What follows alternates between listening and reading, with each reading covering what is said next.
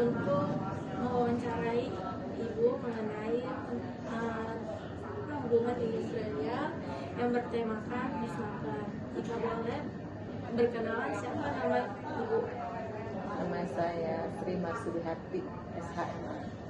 Ya, oke Bu. Saya langsung mengajukan pertanyaannya saja ya.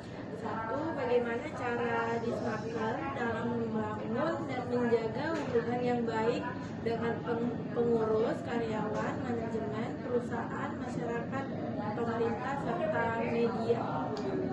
Jadi kalau kami dari Dinas Tenaga Kerja untuk melakukan pembinaan itu biasanya kita ada hal khususnya ya untuk pekerja dan pengusaha itu ada rapat rutin di lembaga kita. Kita punya dua lembaga, yaitu namanya lembaga kerjasama tripartit. Tripartit tiga pihak, pengusaha, pekerja dan pemerintah. Itu dilaksanakan rapat rutin setiap bulan. Kemudian ada yang namanya TPKO, Dewan Pengupahan Kota Tangerang. Nah itu juga terdiri dari pengusaha, pekerja, akademisi, dan OPD lain. Itu bisa kita sama melaksanakan rapat rutin tiap bulan sekali.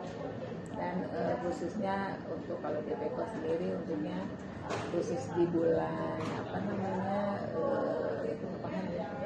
di bulan November itu kita rapat khusus menentukan tema.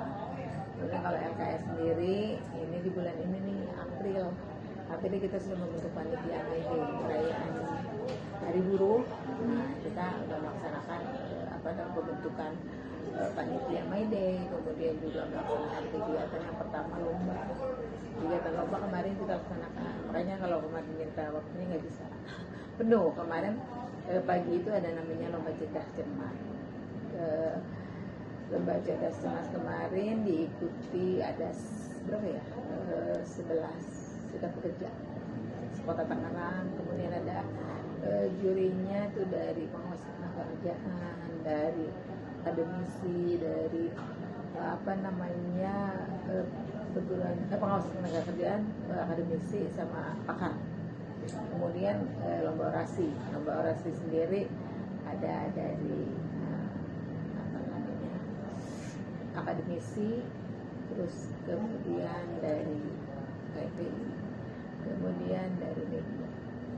Itu kita laksanakan dalam satu bentuk kegiatan. Itu kan kolaborasi, bisa kerjasama.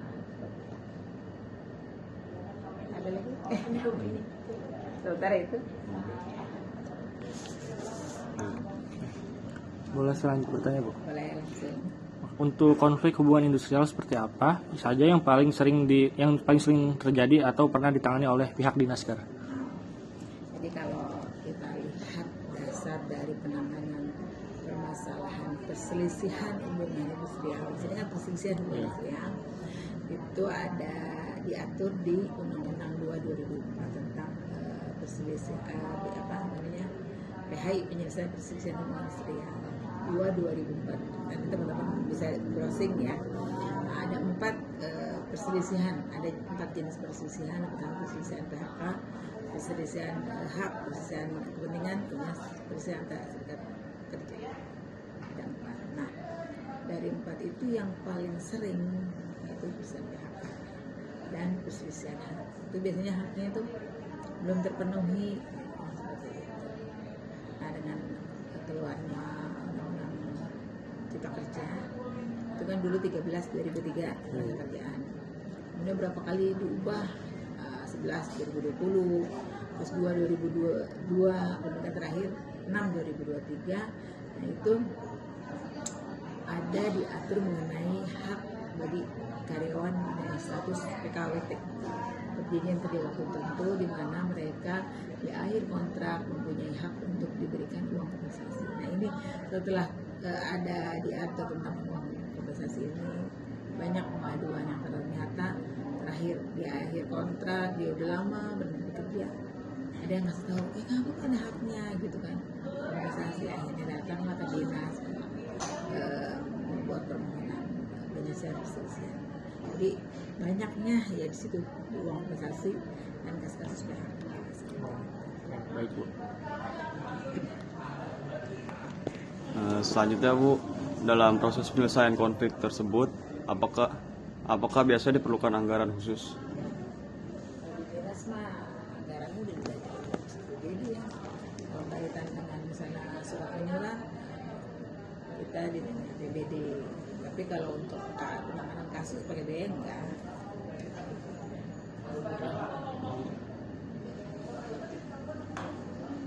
Bu, bagaimana alur atau tahapan yang dilakukan Disnaker dalam menyelesaikan konflik hubungan industrial? Alurnya ya. Pertama kalau jadi intinya gini, kami dinas tenaga kerja ada yang sifatnya normatif, artinya pelanggaran ya. Karena itu sama dengan pengawasan tenaga kerja. Tapi kalau misalnya dia bersifat perselisihan oleh kami di kabupaten kota, kalau pengawasan ada di provinsi, kami kabupaten kota. Tapi kalau untuk perselisihan dia harus bermohon. Jadi kalau dia nggak bermohon ya kita nggak bisa menyelesaikan kasus ya. Kalau pengawasan dia cuma lapor aja bisa ditanganin selesai. Tapi kalau ini khusus mediasi kita harus mereka membuat surat permohonan mediasi.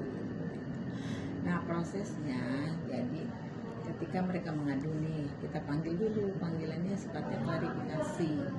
Nah, klarifikasi nggak ada waktunya, dia dipanggil aja terus selama dia belum jelas ini kasusnya apa nih gitu kan, bisa berulang-ulang. Nah, ini harus jelas dulu apakah dia termasuk yang 4 tadi jenisnya, masih ingat kan yang 4 tadi atau bukan.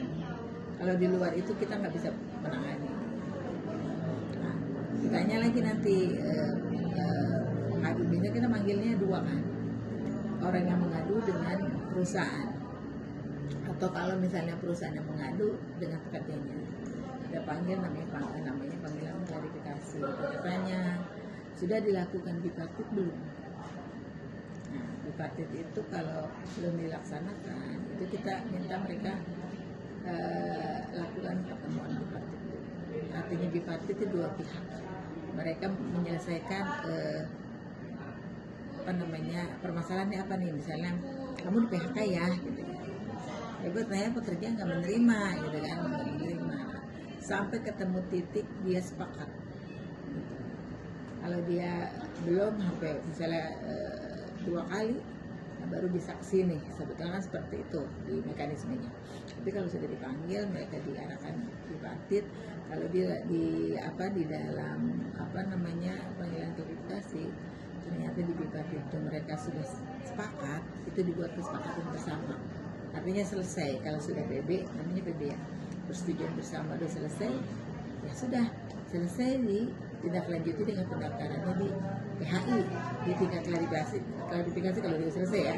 Tapi kalau di klarifikasi ini belum selesai, kemudian dilaksanakan bipartit berapa kali nggak selesai juga gitu kan, maksimal 2 kali sih belum selesai juga gitu kan, akhirnya maju ke mediasi. Baru tahapan mediasi kita hitung waktu.